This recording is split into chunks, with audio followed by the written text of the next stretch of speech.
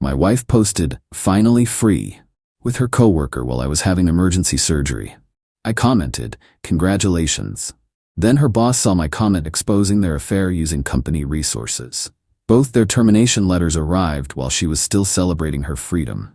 I, 38 male, was wheeled into emergency surgery at 11:23 p.m. on a Thursday. Appendix decided to go nuclear. My wife Tara, 35, was supposed to be there, but she had a critical deadline at her accounting firm. Said she'd come right after submitting the quarterly report.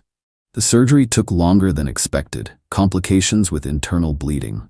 Woke up around 3 a.m. groggy as hell, reaching for my phone. First thing I see, Instagram notification. Tara tagged me in something. The post, her and Derek, her 31M work husband, clinking champagne glasses at some rooftop bar. Caption, "Finally free, no more chains, no more deadweight. Living my best life with someone who actually gets me. At Derek, accounting king, freedom, new beginnings, bye-bye boring." Tagged me. While I was literally being cut open, there were 89 likes already, comments from her coworkers congratulating her on finally doing it, and "Yes, queen, upgrade season." I stared at it for maybe 2 minutes. The heart monitor started beeping faster. Nurse rushed in, asked if I was okay. Yeah, just processing that my marriage ended via Instagram while my appendix tried to kill me. Typed one word in the comments, "Congratulations." Then I noticed something interesting. The photo metadata showed it was taken at 9:47 p.m. The critical deadline she mentioned, their Q3 reports were due at 10 p.m. They were drinking on a rooftop while supposedly crunching numbers. Even better, Derek's shirt had their company logo. The rooftop looked familiar. That was their office building's executive terrace, the one reserved for client entertainment only. Screenshot everything. Then I did something petty but satisfying. See, Tara's boss, Mr. Fitzgerald, is old school. LinkedIn only, thinks Instagram is for kids and clowns. But his wife Dottie? She follows everyone from their company. She'd commented heart emojis on Tara's previous posts. I tagged Dottie. "Beautiful view from your husband's building." Didn't know the Q3 deadline included champagne service on the executive terrace. Then I went back to sleep. Morphine's wonderful like that. Update 1. Woke up at 7 a.m. to my phone vibrating nonstop. 47 texts from Tara. Yeah, exactly 47, I counted. "What did you do? Delete that comment now. This isn't funny." Mr. Fitzgerald called Derek at 6 a.m. "We're both suspended pending investigation. You ruined everything. I was drunk. Didn't mean it. Please call me back. I'm coming to the hospital." The last one made me act fast. Called the nurses' station, explained my wife and I were having issues and I didn't want visitors. They put a restriction on my room. Then I called my brother Ray, 41, lawyer, doesn't mess around. "You sound rough," he said. "Appendix surgery." Also, Tara announced our divorce on Instagram while I was under. "What?" Sent him the screenshots. Long pause. "Holy shh. Okay. Don't delete anything. Screenshot everything. I'll be there in an hour." While waiting, I did some investigating. Tara's Instagram story from earlier that day showed her and Derek working late with a selfie in the conference room. Except the conference room clock showed 7:32 p.m. The expensive whiskey bottle on the table? That's from the executive liquor cabinet. I know because Tara complained about never being senior enough to access it. More interesting, Derek's LinkedIn shows he's engaged to someone named Bethany. Quick Facebook search. Bethany's status still says engaged. Last post was about planning their spring wedding. I might have sent Bethany a friend request with a message, "Hi, you don't know me, but thought you should see what your fiancé posted last night." Attached the screenshots. Ray arrived as I was finishing that. He took one look at me and laughed. "You look way too pleased for someone who just had surgery." I'm on excellent pain meds and my cheating wife just destroyed her own career. It's a complicated morning. He reviewed everything, then made some calls. By noon, he'd filed the separation paperwork and frozen our joint assets, which wasn't much, just our emergency fund that she'd have definitely drained. But the best part came at 2 p.m. Mr. Fitzgerald himself called me. "Mr. Thompson? This is Robert Fitzgerald from Pinnacle Accounting. I apologize for calling during your recovery, but I needed to personally address this situation." "No worries. How can I help?" "First, I want to apologize. The behavior displayed by our employees was beyond unprofessional. using company property for personal celebrations during billable hours, accessing restricted areas, and consuming client entertainment resources without authorization. That does sound serious. Indeed.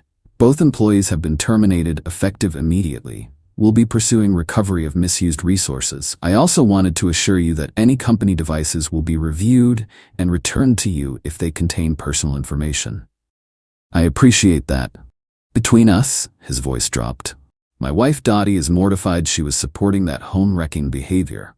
Her words. She's been showing the post to everyone at her book club as an example of what's wrong with young people today. After he hung up, I checked Instagram. Tara's post was gone, but the internet is forever. Someone had already screenshot it and it was spreading through their company gossip network. Text from an unknown number. This is Bethany. Thank you. The wedding is off. Also, Derek's stuff is in garbage bags on the lawn if Tara needs a roommate.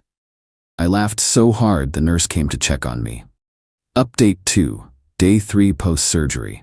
Still in the hospital, complications from the internal bleeding meant longer monitoring. The entitlement exhibition began. Tara's mother, Darlene, showed up at 8 a.m. Somehow got past the visitor restriction by claiming to be my mother. Security was now involved. How dare you? She actually finger-wagged at me while I was still hooked to IVs. My daughter made one mistake and you destroyed her entire life. Darlene, she announced our divorce on Instagram while I was in surgery. She was emotional. You've been neglecting her, working all those long hours. I work standard 9 to 5. She met my weekend volunteer work at the animal shelter. She was drinking with Derek instead of working. That's why she got fired. That's your fault. If you'd been a better husband, she wouldn't have needed Derek's support. Support? Is that what we're calling it? She actually tried to grab my phone. You're going to call Mr. Fitzgerald right now and tell him it was all a misunderstanding. Security arrived. As they escorted her out, she screamed, "You'll be hearing from our lawyer." They did not have a lawyer. 2 hours later, Tara herself showed up with Derek. They brought him to my hospital room. Derek looked like he'd been crying. Tara looked furious.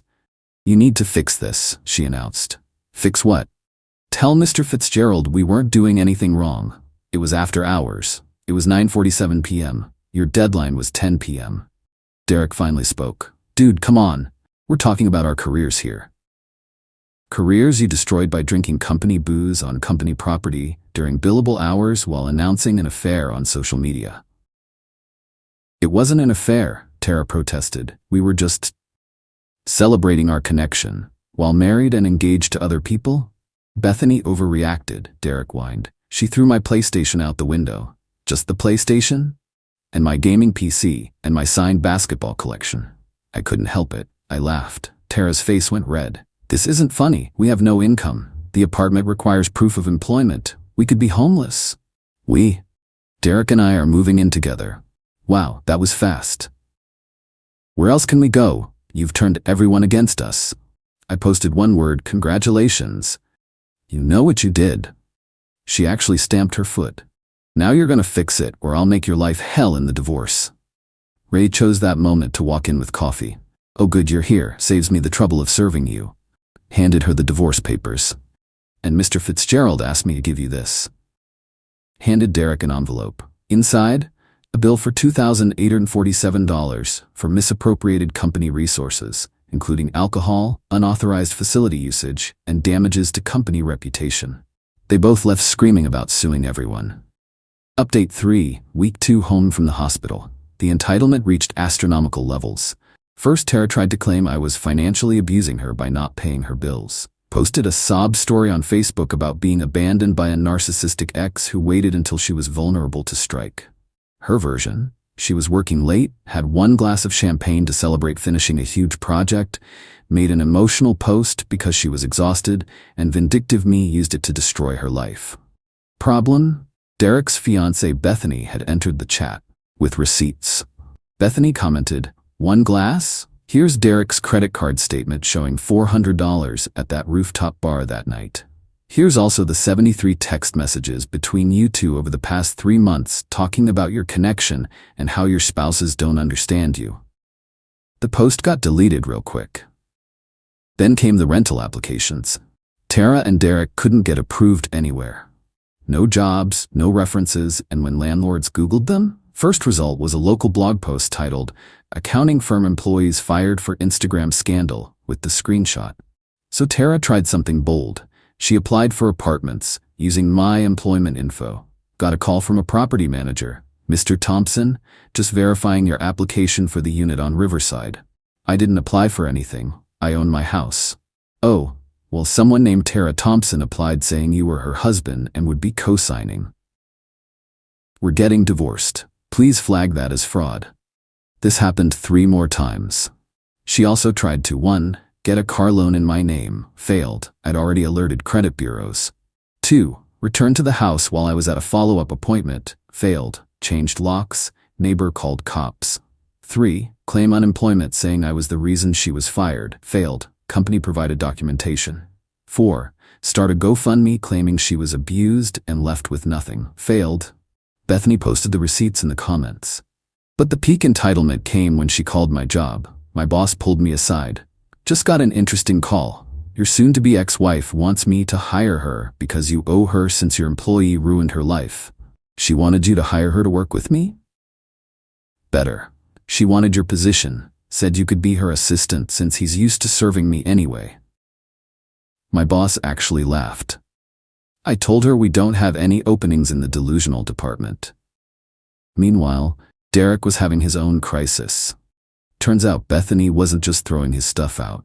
She was a paralegal, her dad was a lawyer, and they were going after him for the $30,000 he'd spent on the wedding venues they'd already booked.